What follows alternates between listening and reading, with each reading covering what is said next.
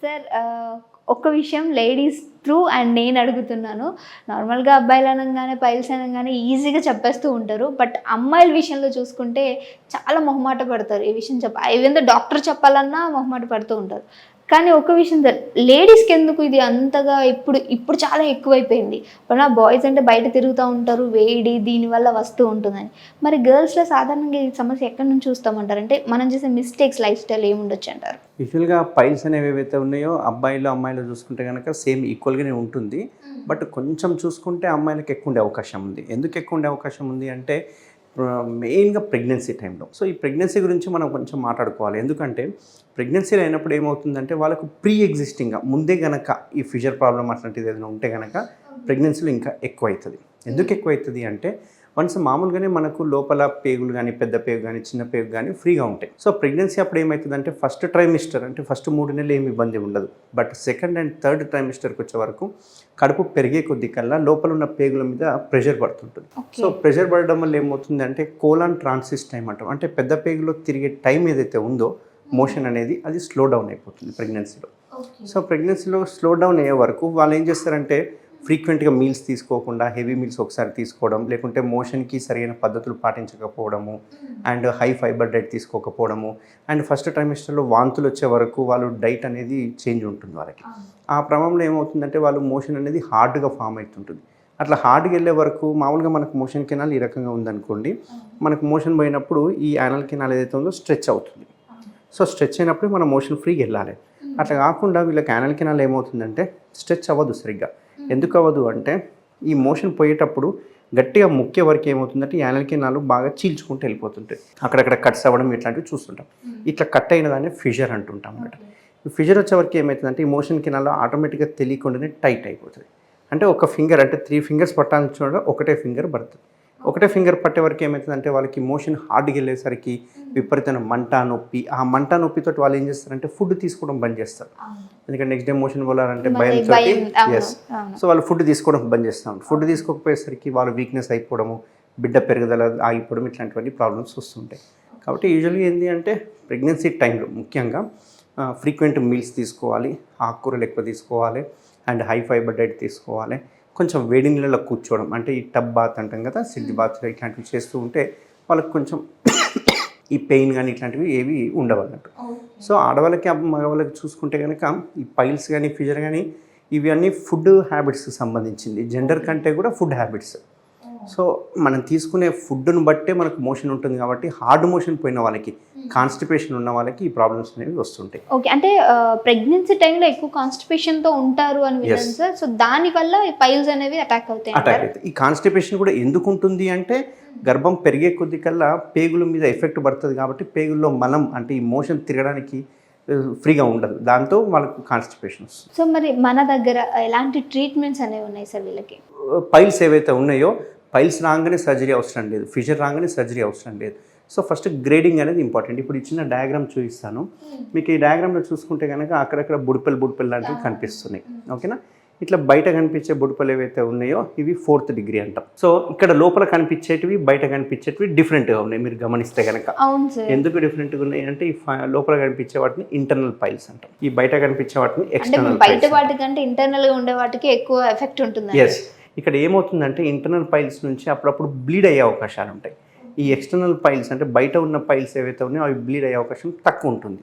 So వీళ్ళకి ఏమవుతుందంటే ఆడవాళ్ళు మెయిన్గా ప్రెగ్నెన్సీ టైంలో ఇంటర్నల్ పైల్స్ గ్రేడ్ 1, 2 ఉన్నా కానీ, ఇప్పుడు చూస్తే ఇక్కడ ఇది 1st డిగ్రీ గ్రేడ్ 1 అంటాం, దీన్ని గ్రేడ్ 2 అంటాం, దీన్ని గ్రేడ్ 3 అంటాం, దీన్ని గ్రేడ్ 4 అంటాం. ఇక్కడ 4 డయాగ్రామ్లో చూస్తే డిఫరెన్స్ ఏముందంటే గ్రేడ్ 1 లోపలే ఉంది, గ్రేడ్ 2 కూడా లోపలే ఉంది, కాకపోతే సైజు పెరిగింది.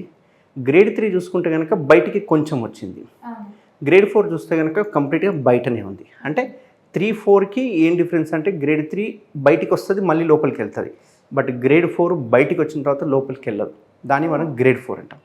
ఈ ప్రెగ్నెన్సీ టైంలో ఏమవుతుంది అంటే ముఖ్యంగా ఈ ప్రీ ఎగ్జిస్టింగ్ ఆల్రెడీ వాళ్ళకు కాన్స్టిపేషన్ ఉంది, ఆల్రెడీ వాళ్ళకు పైల్స్ ఉన్నాయి, ఆల్రెడీ వాళ్ళకి ఫిషర్ ఉంది. సో ఈ ప్రెగ్నెన్సీ టైంలో ముఖ్యంగా ఏమవుతుందంటే వాళ్ళు ఎగ్జామినేషన్ చేయించుకోవాలి. సర్జన్ దగ్గర ఎగ్జామినేషన్ చేయించుకున్నాక వాళ్ళకి ఏమైనా ప్రీ ఎగ్జిస్టింగ్ ఇష్యూస్ ఉన్నాయా, ఒకవేళ పైల్స్ ఉన్నాయా, ఫిషర్ ఉందా అని చెక్ చేయించుకోవాలి. ఒకవేళ ఆల్రెడీ గ్రేడ్ 1, గ్రేడ్ 2 పైల్స్ ఉన్నాయి అనుకోండి, వాళ్ళు ప్రెగ్నెన్సీలో అవి ఏమైతే గ్రేడ్ 3, గ్రేడ్ 4కి వెళ్ళిపోతాయి.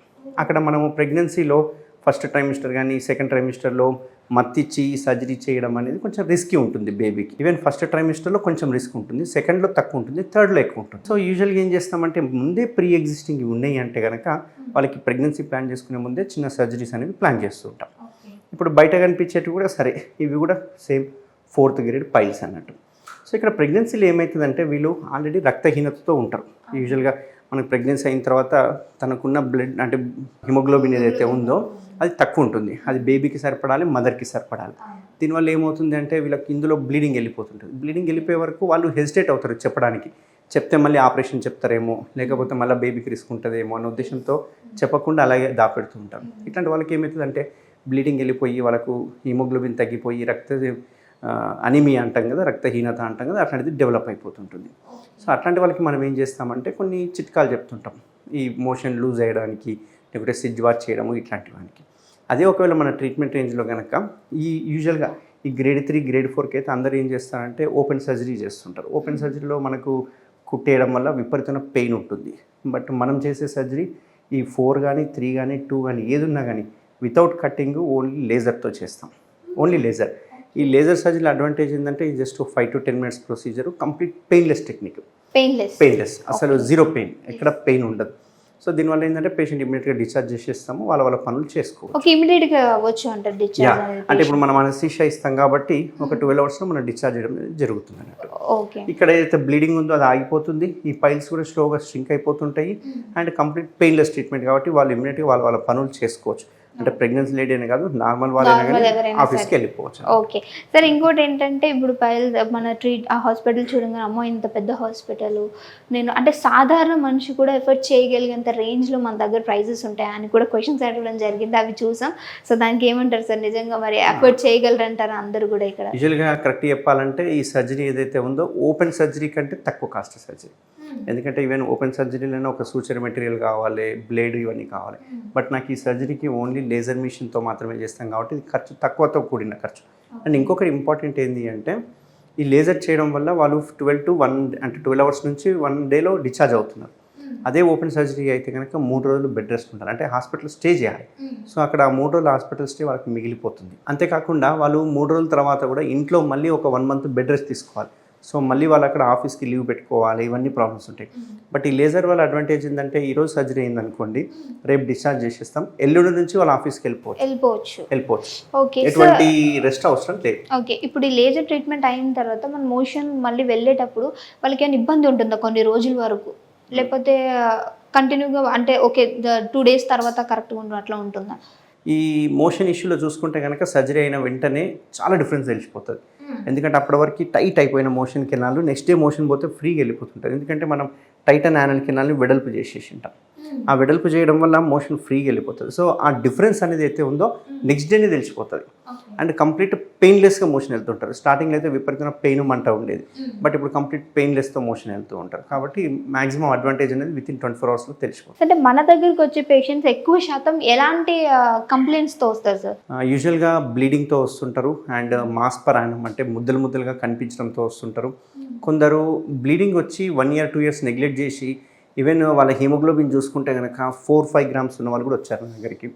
సో అట్లాంటి పేషెంట్స్ కూడా వస్తూ ఉంటారు. వాళ్ళకి మనం ఏం చేస్తామంటే కొంచెం బ్లడ్ ఎక్కించేసుకొని అవసరమైతే లేజర్తో పాటు స్టాప్లర్ అని ఒక టెక్నిక్ ఉంటుంది, దాంతో కూడా చేయడం జరుగుతుంది. ఈ టెక్నిక్ చేయడం వల్ల ఏంటంటే మళ్ళీ ఫ్యూచర్లో పైల్స్ రాకుండా ఉంటుంది.